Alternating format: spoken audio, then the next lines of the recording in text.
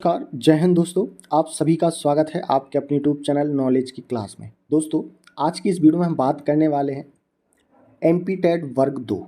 जी हाँ, MP TET वर्ग 2, जिसमें हम प्रैक्टिस सेट शुरू किए हैं सोशल साइंस के, और ये हमारा प्रैक्टिस सेट नंबर 19 है। 18 हम अपलोड कर चुके हैं। आपने नहीं देखे हैं तो बिल्कुल ज़रूर देखिएगा, और ये जब तक आपके एग्ज़ाम नहीं हो जाते हैं तब तक के लिए हमने ये प्रैक्टिस सेट शुरू किए हैं, जिसमें आपको MCQ और थ्योरी दोनों मिलेंगे। तो इसमें हम इतिहास के कुछ महत्वपूर्ण टॉपिक डिस्कस करने वाले हैं, जो कि अक्सर एग्ज़ाम में पूछे जाते हैं। और पार्ट 18 में हमने सिंधु घाटी सभ्यता से संबंधित प्रश्नों को जाना, और थ्योरी बेस्ड इसमें भी हम वैदिक साहित्य जानने वाले हैं। ठीक है, तो वीडियो शुरू करने से पहले वीडियो को शेयर कर दें, आप लोग लाइक कर दें, और चैनल को सब्सक्राइब नहीं किया है तो चैनल को ज़रूर सब्सक्राइब कर लें, क्योंकि आपको ऐसी वीडियो डेली मिलने वाली है।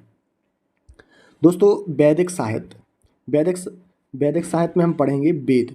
वेद कितने प्रकार के होते हैं, एग्जाम में सीधा क्वेश्चन पूछा जाता है। तो वेद 4 प्रकार के होते हैं। कौन कौन से वेद होते हैं? पहला है ऋग्वेद, दूसरा सामवेद, तीसरा यजुर्वेद और चौथा है अथर्ववेद। तो ये 4 प्रकार के आपके वेद हैं जो एग्ज़ाम में पूछे जाते हैं। ठीक है, सबसे पहले हम ऋग्वेद की बात करें। ठीक है, तो ऋग्वेद से रिलेटेड जितने भी प्रश्न बनते हैं वो पॉइंट के माध्यम से समझाने वाले। ऋग्वेद में कितने मंडल हैं ऐसा पूछा जाता है, तो 10 मंडल है।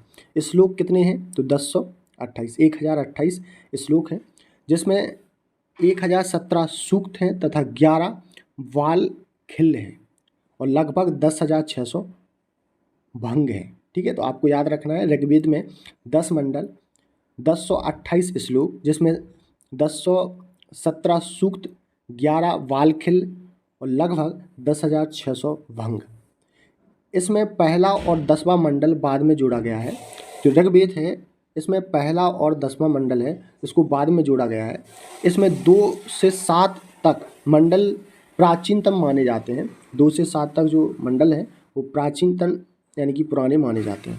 10वें मंडल में पुरुष सूक्त का जिक्र आता है। एग्जाम में पूछा जाएगा कि वह कौन सा वेद है जिसमें पुरुष सूक्त का जिक्र आता है, तो वो है ऋग्वेद। ठीक है, और ऐसा भी प्रश्न पूछा जा सकता है कि 10वें मंडल में कौन सा जिक्र आता है, तो पुरुष सूक्त का जिक्र आता है, जिसमें 4 वर्णों यानी वर्ण कौन कौन से, ब्राह्मण, क्षत्रिय, वैश्य और शूद्र का उल्लेख मिलता है। ठीक है, 4 वर्णों में विभाजित किया गया है। तो पहला है ब्राह्मण, क्षत्रिय, वैश्य और शूद्र। गायत्री मंत्र का जो उल्लेख मिलता है वो ऋग्वेद में मिलता है। ठीक है, तो आपको याद रखना है ऋग्वेद में गायत्री मंत्र का उल्लेख भी मिलता है। अब हम बात करने वाले हैं यजुर्वेद। यजुर्वेद से क्वेश्चन पूछा जाता है। यजुर्वेद कर्मकांड प्रधान ग्रंथ है। इसका पाठ करने वाले ब्राह्मणों को अर्थ्यु कहा जाता था। ठीक है, आप याद रखेंगे, अर्थ्यु कहा जाता था जो इसका पाठ करते थे ब्राह्मण। यजुर्वेद एकमात्र ऐसा वेद है जो गद्य और पद्य दोनों में रचा जाता है। ये प्रश्न पूछा जाता है, वह कौन सा वेद है जिसमें गद्य और पद्य दोनों हैं, तो वो हो जाएगा यजुर्वेद। राइट आंसर होगा यजुर्वेद। ठीक है, आप लोग याद रखना। अब हम बात करने वाले हैं सामवेद की। साम का अर्थ होता है गान। ठीक है, गाना यानी सॉन्ग। इसकी रचनाओं का गान करने वाले ब्राह्मणों को उद्गात्र कहा जाता था। क्या कहा जाता था? उद्गात्र। सामवेद में कुल 1549 रचनाएं हैं। कितनी? सामवेद में कुल कितनी रचनाएं हैं? 1549।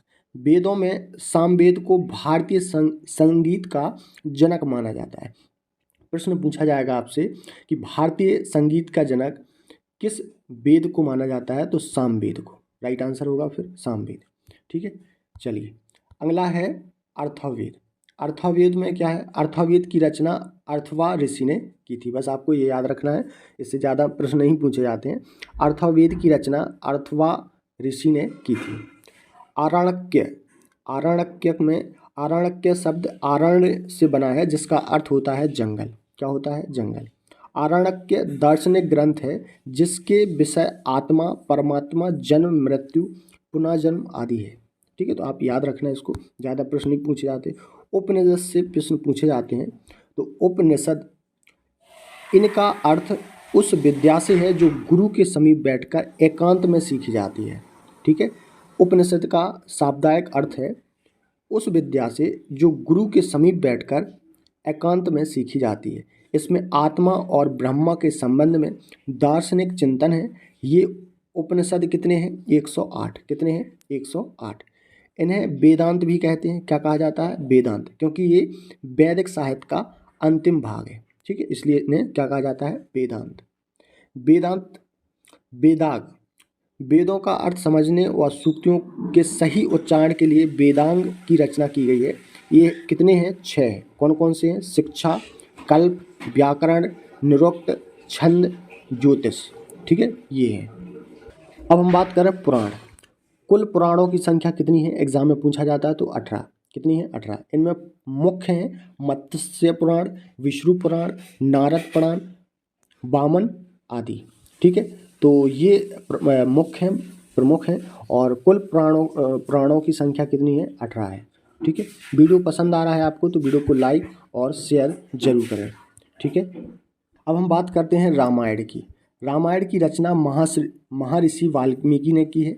ठीक है, एग्जाम में सीधा पूछा जाता है कि रामायण की रचना किसने की है? तो महर्षि वाल्मीकि। इसे चतुर्विंशति शास्त्रीय संहिता भी कहा जाता है, तो आप ये भी याद रखना। महाभारत की बात करें तो महाभारत की जो रचना की है वो महर्षि व्यास ने की है। किसने? महर्षि व्यास ने। महाभारत को जय संहिता और सत साहित्य संहिता के नाम से भी जाना जाता है। ठीक है, तो आप लोग ये भी याद रखना। अब बात करते हैं स्मृतियाँ।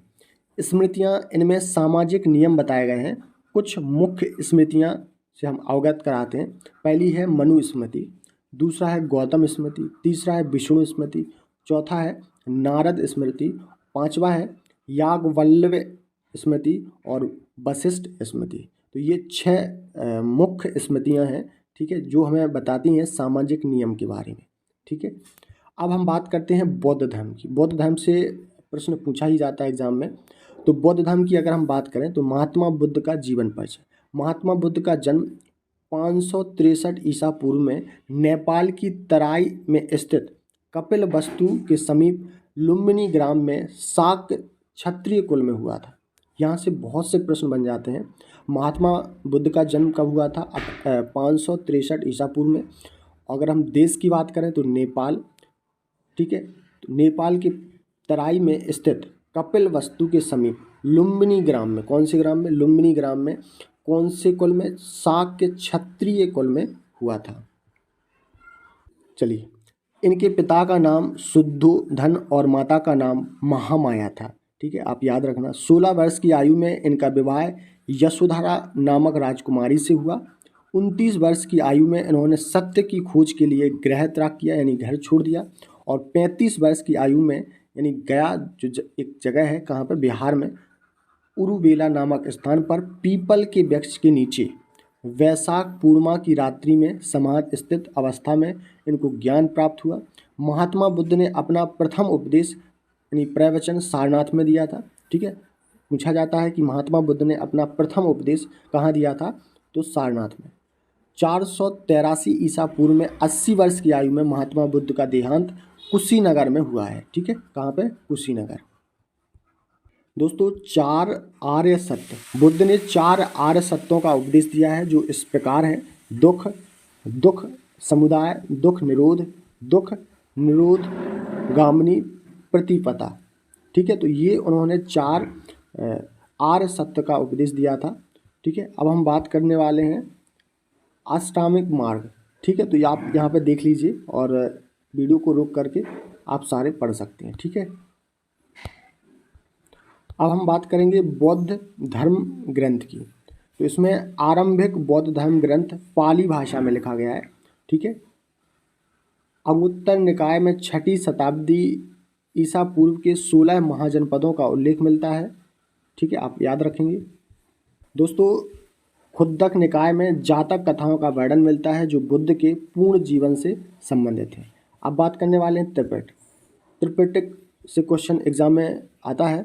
विनय पिटक, इसमें संघ संबंधी नियमों, दैनिक आचार विचार व विधि निषेधों का संग्रह है।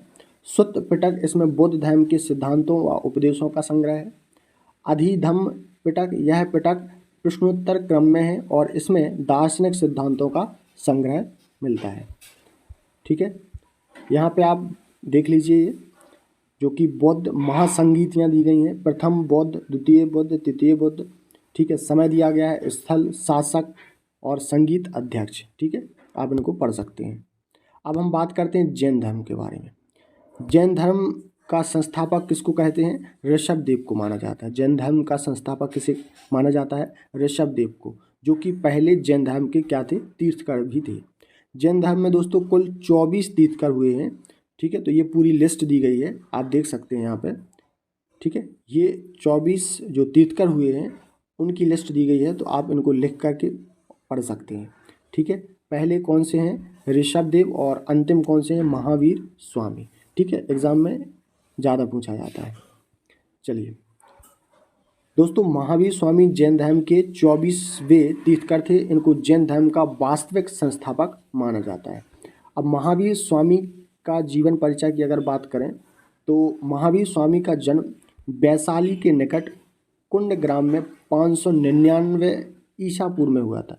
इनके पिता का नाम सिद्धार्थ और माता का नाम त्रिशला था।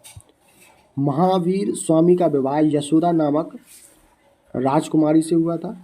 महावीर स्वामी 12 वर्ष की गहन तपस्या के पश्चात जाम्बेक ग्राम के निकट ऋजुपालिका नदी के तट पर एक वृक्ष के नीचे सर्वोच्च ज्ञान की प्राप्ति हुई। ठीक है, तो आप इन सभी पॉइंटों को याद रखेंगे। और यहाँ पे त्रिरत्न, पापों से बचकर निर्वाण प्राप्ति के लिए मनुष्य को 3 रत्नों यानी त्रिरत्न का पालन करना चाहिए। वो 3 रत्न कौन कौन से हैं आप यहाँ पे देख सकते हैं। ठीक है, पढ़ सकते हैं। जैन धर्म ग्रंथ की रचना मुख्यतः प्राकृत भाषा में हुई है।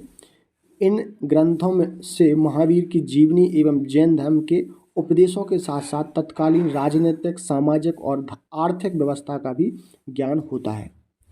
ठीक है, तो आप यहाँ पे महावीर के दिए मौलिक सिद्धांत 14 प्राचीन ग्रंथों में, जिन्हें पूर्व कहते हैं, बाद में इन्हें 12 अंग और 12 उप अंगों में विभाजित कर दिया गया है।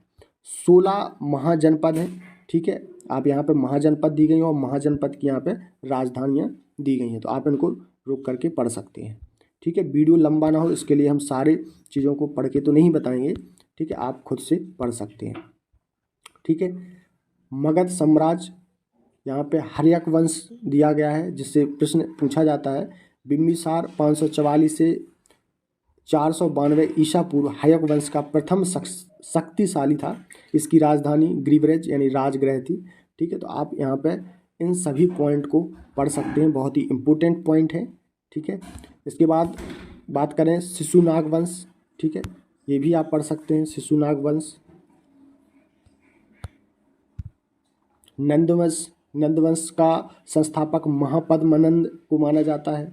ठीक है, महापद्मानंद ने उड़ीसा में कलिंग को जीता तथा वहाँ नगरों का निर्माण कराया। नंदवंश का अंतिम शासक धनानंद था। इसी के शासनकाल में सिकंदर ने भारत पर आक्रमण किया था। ठीक है, सिकंदर का आक्रमण दिया गया है यहाँ पे, आप देख सकते हैं, पढ़ सकते हैं।